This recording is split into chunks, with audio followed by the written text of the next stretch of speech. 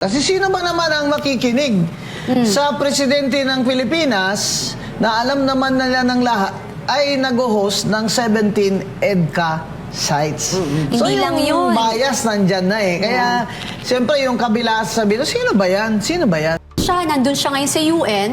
Tapos, yung ibang bansa naghahanda sa mga kaguluhan. Like China right now, may lumalabas. Makikita niyo yan na nakahanda sila, nag-prepare sila just in case magkaroon sila ng attack. Tayo, wala. Meron ba? Wala. Wala. Di ba sabi ni AFP Chief of Staff na in 30 days matatapos na yung gera? At handa daw ang mga sundalo natin makipaglaban. Oo. Ay, Sa 30 days lang. Oo. Hanggang dumating ang kanilang saklolo. No? Pero alam mo, Atty. Bing, ang una kong tanong, wala nga tayong national siren system. Wala. Di ba Oo, nakikita natin sa ibang bansa, talagang bumubusina yung sirena pag may conflict at may attack, tayo. Di ba? Wala, hindi mo alam. Hindi mo alam kung dadating na yung bomb shelters eh. at saka nakita mo ngayon ang technology dito sa Iran, US, Israel. Talagang ibang klaseng technology na Saka ang Amerika magpapalipad ng mid-range missiles. Oo. Hoy, baka mamaya ang Iran ay through the somewhere in the Middle East magpalipad din ng long-range missiles. Hindi, at saka alam mo, nakakatawa yung pinipinturahan nila yung kanilang mga akala mo aircraft.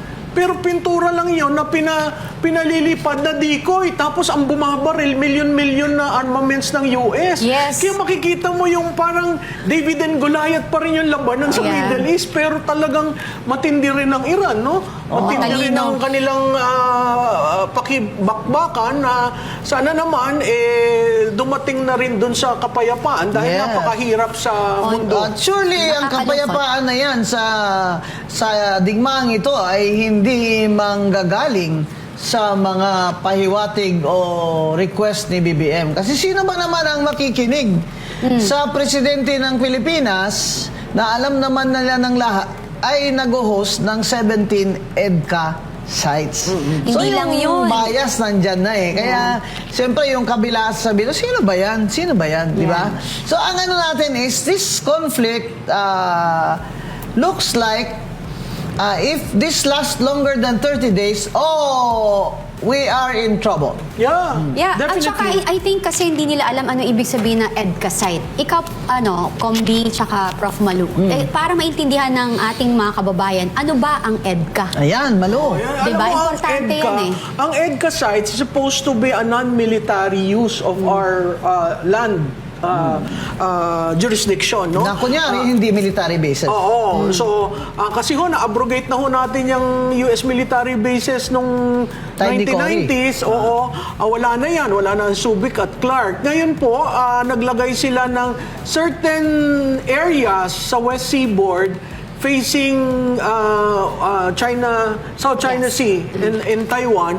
At supposedly dun sa kasunduan natin sa EDCA, yan po ay para lamang sa pagtulong pag may bagyo, climate change. Wala akong pinag-uusapan na gera. Ngayon, may nagawa na ba? Natulungan na ba sa lahat tayo? ng bagyo, wala naman ng Estados Unidos usually nahuhuli. O pati yung kanilang annual balikatan, yan nakikita natin diyan.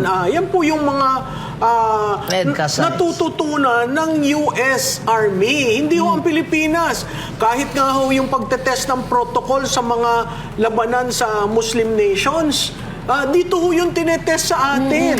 Dito ang sa training South. grounds. So, ako nagtataka, tayo ba ay ayuda sa pag-alam ng mga Estados Unidos kung paano labanan?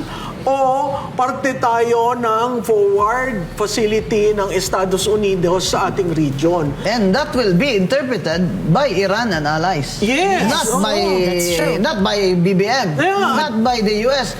Yung kalaban Si nila, Iran. ang magsasabi kong yan ay isang it's a forward what do you call Facility. this? Which is a potential military risk for them, which will invite attack. Yes, Diba? Yun ang yes. worry, yun ang po ang worry At natin. nakita